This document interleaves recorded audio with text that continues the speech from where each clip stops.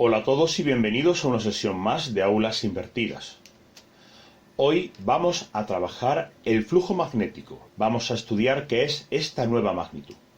Pero antes vamos a ver algo que no todo el mundo conoce, el vector superficie. Porque las superficies son vectores, no son escalares. Vector superficie es un vector que tiene como módulo el área del vector, que tiene como dirección una línea perpendicular al plano que contiene la superficie.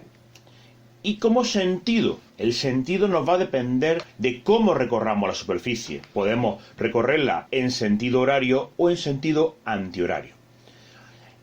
El sentido de la superficie lo vamos a averiguar por la regla de la mano derecha. Si lo recorremos en sentido horario, el sentido será hacia abajo. Si la superficie la recorremos en sentido antihorario, el sentido será hacia arriba. Pues bien, vamos a definir flujo magnético, que es nuestra magnitud, nuestra nueva magnitud, como el número de líneas de campo magnético que atraviesa una superficie. A mayor número de líneas, mayor va a ser el flujo magnético. Matemáticamente, el flujo que atraviesa una superficie plana será el vector campo magnético por el vector superficie. O lo que es lo mismo, el módulo del campo por el módulo de la superficie por el coseno del ángulo que forman el vector campo con el vector superficie. En el caso de que tengamos que el vector campo y el vector superficie son paralelos, o lo que es lo mismo, que la superficie es perpendicular al campo, vamos a tener que el flujo magnético será máximo y tendrá como valor el módulo del campo por el módulo de la superficie. En el caso de que el vector campo sea perpendicular al vector superficie, vamos a tener que el flujo magnético será cero. Esto se dará cuando lo que es la propia superficie sea paralela a las líneas de campo.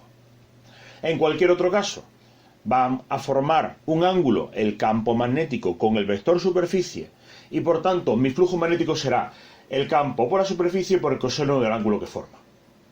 En el caso de que tengamos una bobina con n espiras, que es algo muy habitual, el flujo magnético se multiplicará por n. Cada espira me aporta una unidad de flujo magnético. El flujo magnético será el número de espiras por el módulo del campo, por el módulo de la superficie y por el coseno del ángulo que forma. Por último nos queda hablar de la unidad de flujo magnético. La unidad de flujo magnético será lógicamente la unidad de campo por la unidad de superficie, o lo que es lo mismo, Tesla por metro cuadrado. Esta unidad se llama Weber. Hasta aquí esta nueva sesión de Aulas Invertidas. Esperemos que haya sido de ayuda. Un saludo.